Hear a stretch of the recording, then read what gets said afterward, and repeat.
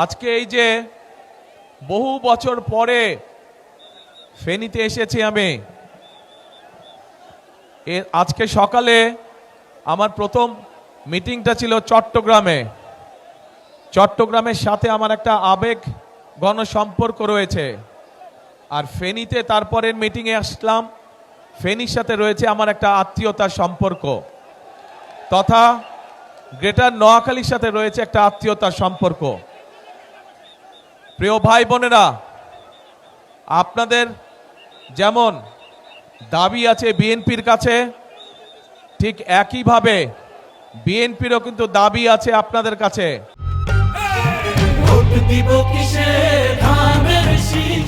ফেনী, নোয়াখালী, লক্ষ্মীপুরের মানুষের যেমন বিএনপির কাছে একটা দাবি আছে, জোর দাবি এলাকার উন্নয়নের ব্যাপারে, মানুষের সমস্যা দূর করার ব্যাপারে, ঠিক বিএনপিরও একটা দাবি আছে না আপনাদের কাছে?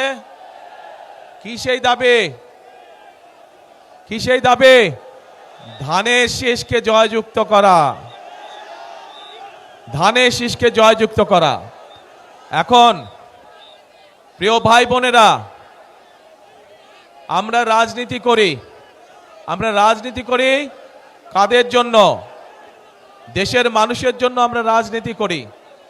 স্বাভাবিকভাবেই আমরা যখন দেশের মানুষের জন্য কাজ করতে চাইব, তখন আমাদের পরিকল্পনা থাকতে হবে। আমরা যা বলবো, আমরা আপনাদের সামনে চেষ্টা করব সেই কাজগুলো বাস্তবায়ন করার জন্য। কারণ আমরা মনে করি জনগণই হচ্ছে বিএনপির সকল রাজনৈতিক ক্ষমতার উৎস। সেই জন্যই প্রিয় ভাই বোনেরা, আপনারা দেখেছেন যে যখন আমি এই দেশে আসলাম প্রায় 17 বছর পরে, স্বৈরাচারের পতনের পরে, তখন কিন্তু আমি একটি কথা বলেছিলাম যে আমি দেশের মানুষের জন্য কিছু পরিকল্পনা তৈরি করেছি। সেই পরিকল্পনাগুলি হচ্ছে কিভাবে, একটি পরিকল্পনা হচ্ছে যে কিভাবে দেশের যে নারী সমাজ আছে, বিশেষ করে গ্রাম অঞ্চল সহ শহর অঞ্চলের যে যারা পরিশ্রম করে খেটে খাওয়া মানুষ, এই মানুষগুলোর ভেতর পরিবারগুলোর মধ্যে নারীদের জন্য একটি ফ্যামিলি কার্ড আমরা দিতে চাই। যেই ফ্যামিলি কার্ডের মাধ্যমে প্রতি মাসে প্রত্যেক গৃহিণী সরকারের পক্ষ থেকে একটি অল্প হলেও একটি সহযোগিতা পাবে। কেউ কেউ বলছে যে এই অল্প সহযোগিতা কি সংসার চলবে? আমরাও জানি চলবে না, কিন্তু 4 সপ্তাহে, এক মাসে 4 সপ্তাহ, অন্তত 1 সপ্তাহের সহযোগিতাও যদি আমরা করতে পারি সরকারের পক্ষ থেকে, তাহলেও তো অনেক মানুষের জন্য সেটি একটি অনেক বড় সুবিধা, তাই নয়? রাইট। তারপরে আসেন, আরেকটি পরিকল্পনা গ্রহণ করেছি। ঠিক আমরা গৃহিণীদেরকে যেমন ফ্যামিলি কার্ড দিতে চাই, ঠিক একইভাবে আমরা আমাদের কৃষক ভাইদের পাশে দাঁড়ানোর জন্য আমরা কৃষক ভাইদেরকে একটি কৃষক কার্ড দিতে চাই। এই কৃষক কার্ডের মাধ্যমে আমরা সার, কীটনাশক ঔষধ, বীজ, এটি আমরা কৃষকদের হাতে সরাসরি পৌঁছে দিতে চাই। প্রিয় ভাই বোনেরা, এর বাইরে এই যে মজনু একটু আগে বলল যে ফেনীতে একটি মেডিকেল কলেজ দরকার, ইনশাল্লাহ আমরা মেডিকেল কলেজ করব, কিন্তু একই সাথে আমরা আপনারা যাতে চিকিৎসা সুবিধা পান, বিশেষ করে গ্রামের মানুষ, বিশেষ করে মহিলা এবং নারীরা এবং শিশুরা যাতে করে চিকিৎসা সুবিধা পায়, তার জন্য আমরা সারা দেশে গ্রামে গ্রামে হেলথ কেয়ারের আমরা দিতে চাই। এই হেলথ কেয়ারেরটা কি? এখানে অনেক মুরব্বী উপস্থিত আছেন, আপনাদের মনে আছে শহীদ জিয়ার সময় পল্লী চিকিৎসক ছিল না? পল্লী চিকিৎসক নাম শুনেছেন? কারাগারে শুনেছেন? হাত তুলেন থেকে। এই তো পল্লী চিকিৎসক, ওই যে পিছন দিকে পল্লী চিকিৎসক নাম শুনেছেন? এই জনসভার পিছন দিকে, এই যে রাস্তার ওখানে সাইডে আপনারা শুনেছেন পল্লী চিকিৎসক? আচ্ছা, এই পল্লী চিকিৎসকের মতন, ধন্যবাদ, হাত নামান। এই পল্লী চিকিৎসকের মতন আমরা হেলথ কেয়ারে দিতে চাই, যাদের কাজ হবে ঘরে ঘরে মা বোনদের কাছে স্বাস্থ্য সেবা যাতে পৌঁছে দিতে পারে, যাতে করে ছোটখাটো অসুখ বিসুখের চিকিৎসা এই হেলথ কেয়ারের মা বোন এবং শিশুদেরকে ঘরে ঘরে গিয়ে সেবা দিবে। তাদেরকে কষ্ট করে আসতে হবে না হাসপাতালে, যদি বড় কোনো, আল্লাহ না করুক, বড় কোনো অসুখ বিসুখ না হয়। এরপর আমরা আরেকটি কর্মসূচি পালন করতে চাই। প্রিয় ভাই বোনেরা, আপনাদের মনে আছে এই 1 বছর, সোয়া বছর আগে হঠাৎ করে একটা বন্যা আসলো, ফেনী নদীর পানি দিয়ে আসলো না? আপনারা বহু মানুষের এই ফেনী, লক্ষ্মীপুর, তারপরে নোয়াখালীর বহু অঞ্চল, বহু মানুষের ঘর বাড়ি নষ্ট হয়ে গেল, জমির ফসল নষ্ট হয়ে গেল, গবাদি পশু, হাঁস মুরগি নষ্ট হয়ে গেল, হয়েছে না? আমরা সারা দেশে খাল খনন শুরু করতে চাই। খাল খনন করবেন আপনারা? কি ভাই, পিছনে যারা আছেন খাল খনন করবেন? এই যে পিছনে দেখি না তো, ওই যে খাল খনন করতে চান? তাহলে আমরা খাল খনন করবো ইনশাল্লাহ। খাল খনন করলে কি উপকার হবে এলাকার মানুষের? কি ভাই, হবে? আচ্ছা ইনশাল্লাহ, তাহলে আমরা খাল খনন করব। ঠিক একইভাবে আরেকটি পরিকল্পনা আছে আমাদের। সেই পরিকল্পনাটি হচ্ছে, আমাদের সমাজে বহু তরুণ এবং যুবক আছে, যুব সমাজের, এদের অনেকেরই চাকরি বাকরি কর্মসংস্থানের ব্যবস্থা নেই। আমরা এই মানুষগুলোর জন্য চাকরি বাকরি কর্মসংস্থানের ব্যবস্থা করতে চাই। তার জন্য আজকে চট্টগ্রামে বলেছি, আপনারা শুনেছেন ইপিজেড আছে চট্টগ্রামে। এরকম ইপিজেড চট্টগ্রামে যেমন হয়েছে শহীদ জিয়ার সময়, দেশনেত্রী খালেদা জিয়ার সময়, ঠিক একইভাবে এরকম ইপিজেড ইনশাল্লাহ আমরা ফেনী অঞ্চলেও নিয়ে আসতে চাই, যাতে করে এই এলাকার মানুষ সেই সব মিল ফ্যাক্টরিতে চাকরি সংস্থান করতে পারে। শুধু এটাই নয়, আমরা চাই আমাদের এই এলাকার অনেক মানুষ, উপজেলা পর্যায়ে, গ্রাম পর্যায়ের অনেক তরুণ যুবকরা বিদেশে যায় না আপনাদের এখান থেকে? কিন্তু এই মানুষগুলোকে যদি একটু ট্রেনিং দেওয়া যায় বিভিন্ন বিষয় এবং ভাষা শিক্ষা দেওয়া যায়, তাহলে আপনাদের এই যে বিদেশে যান তার জন্য আরো ভালো বেতনের ব্যবস্থা করা যায়, ভালো বেতনের চাকরি আপনারা সংস্থান করতে পারবেন। সেজন্য আমরা চাই আমাদের তরুণ যুবকদেরকে বিভিন্ন রকম ট্রেনিং দিয়ে এবং ভাষা শিক্ষা দিয়ে আমরা তাদেরকে বিদেশে পাঠাতে চাই। তাতে তারও লাভ হবে, দেশেরও লাভ হবে, কারণ সে তখন ভালো বেতনের চাকরি করতে পারবে এবং একই সাথে সে দেশের জন্য বেশি পরিমাণ বৈদেশিক মুদ্রা পাঠাতে পারবে, যা দিয়ে আমরা দেশের মানুষের জন্য মিল কারখানা ব্যবস্থা করতে পারবো।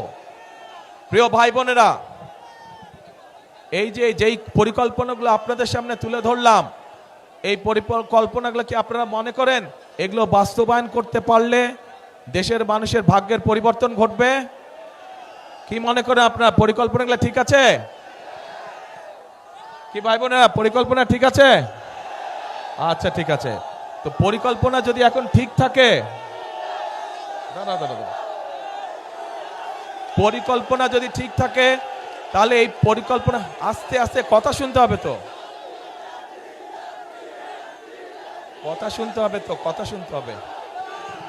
এই পরিকল্পনা যদি বাস্তবায়ন করতে হয়, তাহলে তো আপনাদের সাহায্য না হলে, আপনাদের সহযোগিতা না থাকলে তো আমরা এই পরিকল্পনা বাস্তবায়ন করতে পারবো না। আপনাদেরকে সহযোগিতা করতে হবে, অর্থাৎ আপনাদের সমর্থন ধানের শীষের পক্ষে থাকতে হবে। আপনারা যদি ধানের শীষের পক্ষে সমর্থন দেন, ধানের শীষ নির্বাচিত হলে আগামী 12 তারিখের নির্বাচনে, তাহলেই যেই পরিকল্পনার কথাগুলো আপনাদের সামনে বলেছি, এই পরিকল্পনাগুলো আমরা বাস্তবায়ন করতে পারবো। প্রিয় ভাই বোনেরা,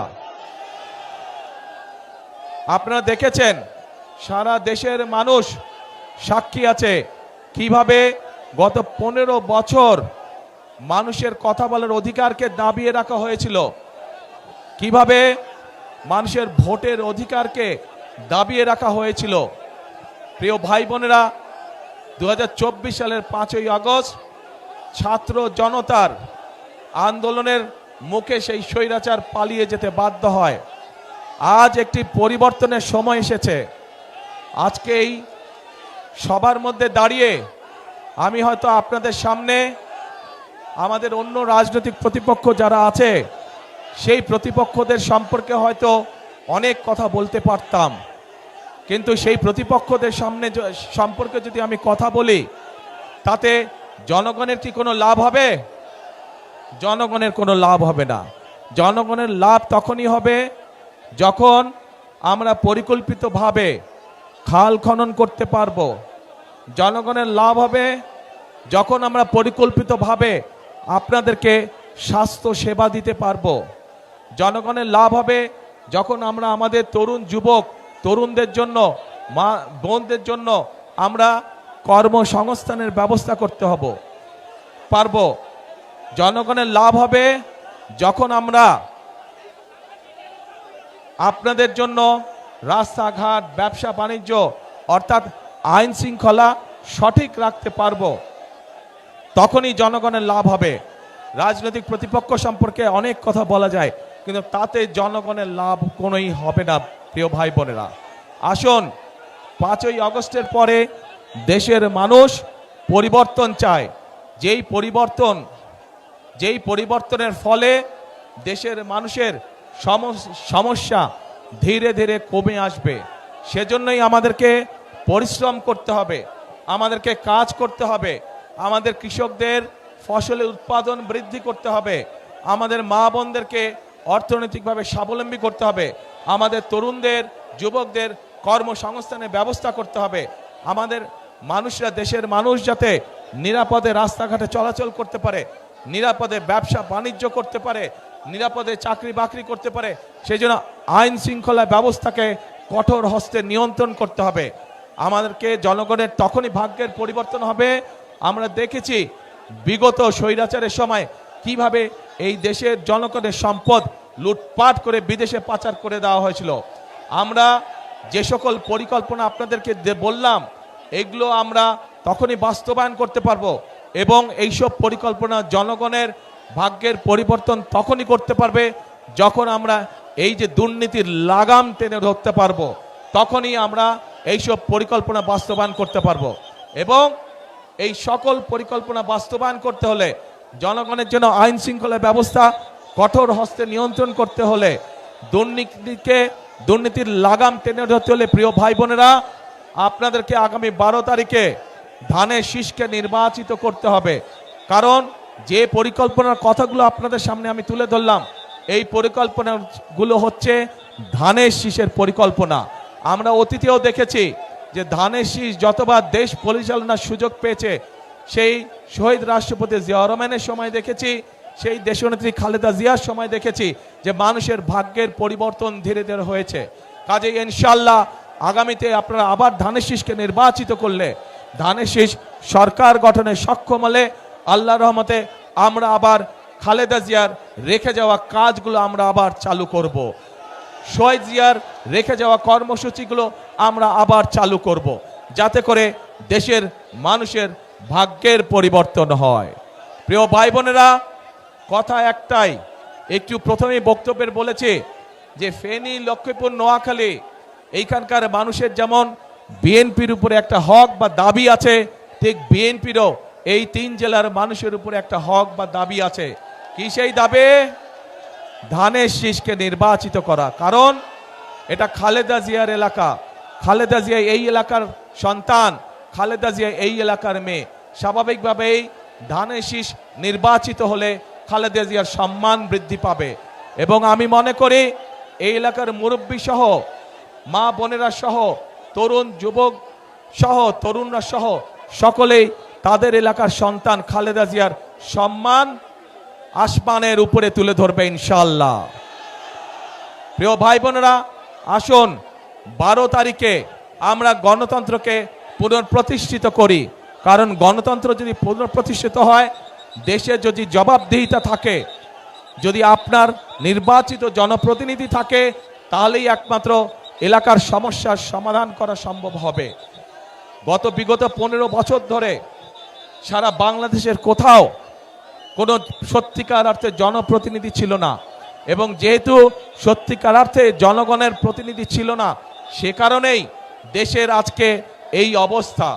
আমরা দেখেছি কিছু সংখ্যক মানুষের ভাগ্যের পরিবর্তন হয়েছে, কিন্তু 98% মানুষের ভাগ্যের কোনো পরিবর্তন হয় নাই। আমাদের কাজ হচ্ছে গ্রামের, দেশের, খেটে খাওয়া মানুষের ভাগ্যের পরিবর্তন করা। আপনারা গণতন্ত্রের বুনিয়াদ যদি শক্তিশালী করতে হয়, তাহলেই একমাত্র সম্ভব জনগণের অংশগ্রহণের মাধ্যমে গণতন্ত্রের বুনিয়াদ শক্তিশালী করা। এবং গণতন্ত্রের বুনিয়াদ যত শক্তিশালী হবে, তত মানুষের ভাগ্যের পরিবর্তন হবে। প্রিয় ভাই বোনেরা, আমরা বিশ্বাস করি এই দেশকে যদি এগিয়ে নিতে হয়, বাংলাদেশের মানুষ যেভাবে এই দেশকে কল্পনা করে, বাংলাদেশের মানুষ তাদের সামনে এই দেশের সম্পর্কে যে প্রত্যাশা, সেই প্রত্যাশা তখনই বাস্তবায়ন করা সম্ভব আমরা যারা গণতন্ত্রে বিশ্বাস করি, আমরা সকলে যদি ঐক্যবদ্ধ থাকি, তাহলেই একমাত্র সম্ভব বাংলাদেশের প্রত্যাশিত বাংলাদেশকে গড়ে তোলা। এবং সেই প্রত্যাশিত বাংলাদেশ গড়ে তুলতে হলে আপনাদের সকলের সহযোগিতা প্রয়োজন। আপনাদের সহযোগিতাই একমাত্র পারে একটি সুন্দর ভবিষ্যৎ বাংলাদেশ গড়ে দিতে। সেজন্যই আমি সবসময় একটি কথা বলি, করব কাজ, কে করব কাজ, গড়ব দেশ, সবার আগে বাংলাদেশ। আবার বলি, করব কাজ, সবার আগে বাংলাদেশ। প্রিয় ভাই বোনেরা, এই যে এখানে দাঁড়ান তো, আপনারা সামনে আসেন সবাই, আপনার প্রার্থীরা সব এখান দিয়ে দাঁড়ান, দাঁড়ান এখান দিয়ে, এটা লাগবে না, সরি এটা লাগবে না। এই যে এই মানুষগুলোকে আমি আপনাদের কাছে দিয়ে গেলাম, এদেরকে আপনারা 12 তারিখের ভোটে ধানের শীষে ভোট দিয়ে জয়যুক্ত করবেন। তাদেরকে জয়যুক্ত করলে তারা আপনাদের কাছে জবাবদিহি করতে বাধ্য থাকবে। এলাকার সমস্যার সমাধানের জন্য তাদের কাছে যাবেন, তাদের সাথে কথা বলবেন, তাদেরকে বলবেন এলাকার সমস্যার সমাধান করতে। বিএনপি ইনশাল্লাহ জয়যুক্ত হলে, বিএনপি সরকার গঠন করলে এই এলাকার সমস্যার সমাধানের জন্য আমরা কাজগুলো শুরু করব। প্রিয় ভাই বোনেরা, জি বসেন। প্রিয় ভাই বোনেরা, এই দাঁড়াও না ভাই, তোমরা দাঁড়াও না। প্রিয় ভাই বোনেরা, কথা একটাই, আমাদেরকে দেশকে গড়তে হবে। এই দেশ যদি আমরা না গড়তে পারি, তাহলে আমাদের ভবিষ্যৎ, বংশধরদের ভবিষ্যৎ আমরা গড়ে তুলতে পারবো না। কাজে আসুন, এই দেশ আমার, আপনার, আমাদের সকলের শেষ ঠিকানা। এই দেশেই আমাদের জন্ম, এই দেশেই আমাদের মৃত্যু, এই দেশই আমাদের প্রথম ঠিকানা, এই দেশই আমাদের শেষ ঠিকানা। সেই জন্য এই দেশকে গড়ে তুলতে হলে আমাদের সকলকে ঐক্যবদ্ধ থাকতে হবে, আমাদের সকলকে একসাথে কাজ করতে হবে। 12 তারিখের নির্বাচনে, এই দাঁড়াও না ভাই,